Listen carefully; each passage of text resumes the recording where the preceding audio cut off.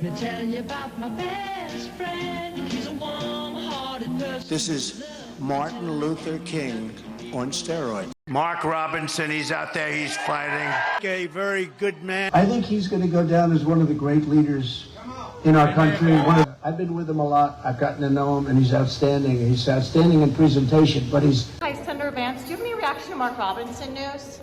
Senator Vance? Donald Trump has been giving Mark Robinson the Project 2025 treatment. Number one, I have nothing to do, as you know, and as she knows better than anyone, I have nothing to do with Project 2025. Namely, ignoring the hell out of him and pretending he doesn't know the self-proclaimed black Nazi exists. And it's easy to see why the corn star obsessed serial adulterer, idol of the Proud Boys, best president for black people since Abraham Lincoln, would want to distance himself from a pervy peeping Tom who self-identifies in the comment section of a corn site as a black Nazi, and who also, despite fighting against transgender rights, apparently really enjoys their work in the adult film industry. How dare you kink shame? But the strategy of trying to distance himself is not only not working, but as we'll continue to see, palpably making things worse. Because the Harris campaign leaked devastating video footage of Trump showing all the times he's complimented and endorsed Mark Robinson, as well as a truly damning clip where Trump absolutely fawns over him at a campaign event in Mar-a-Lago. It's like a fine wine, because that's what you have. You have a fine wine. And these clips certainly haven't aged like a fine wine, but more like a rotten egg. So let's jump right into the damning clips and stick around to the end to see Trump eating his own rotten egg word salad.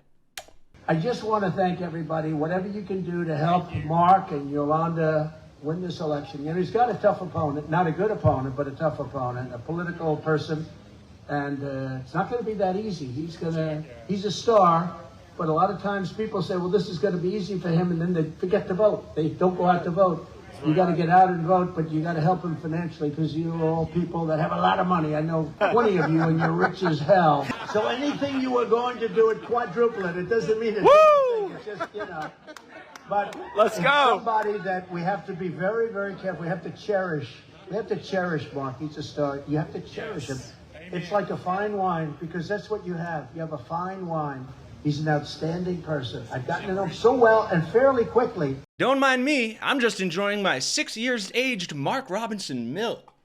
Oh, you gotta cherish that. And as if that clip that should be run as a national ad at this point wasn't bad enough, this next resurfaced clip has gone absolutely viral of late because of one of the most damning revelations that Mark Robinson's forum messages revealed. But you know, I heard him coming in on the plane. I was listening, and I said to the people on the plane, watch this.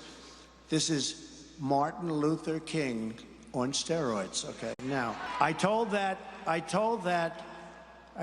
to Mark. I said, I think you're better than Martin Luther King. I think you are Martin Luther King ×2. And he looked at me, and I wasn't sure, was he angry because that's a terrible thing to say, or was he complimented? I have never figured it out. But I'm telling you, he's one of, right? When I said that to you, you looked like, I don't know if I like that comment.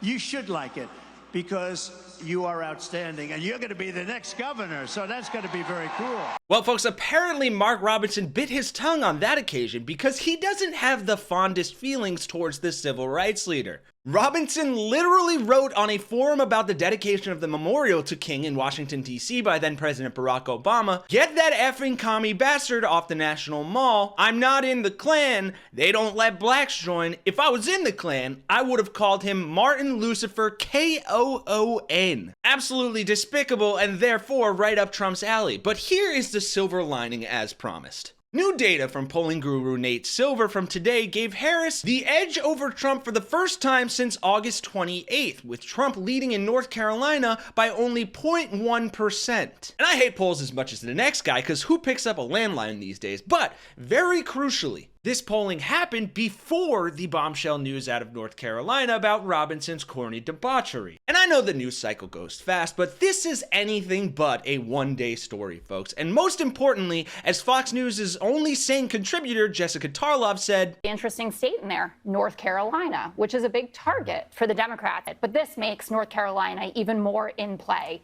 for Democrats. And this, again, is evidence of the type of candidates that Donald Trump thinks are good for the country. And on that note, I'll leave you with a poignant message that hopefully more people see that I think wraps this whole thing up perfectly. From the mouth of the only Mark that I know we should actually cherish, and that is Mark Cuban. But he is the most unethical, dishonest person I've ever done business with or worked with.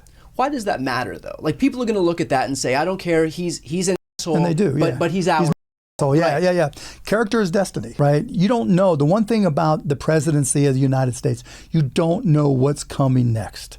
The past is no predictor of the future. This is one of the few human beings on the planet that get dumber in front of our face every single day. And that's what's so maddening and infuriating about the whole thing. Thanks for watching, folks. Smash that like button, subscribe if you're new here. For Really American, I'm Kenny Hesse, and I'll see you all in the next one.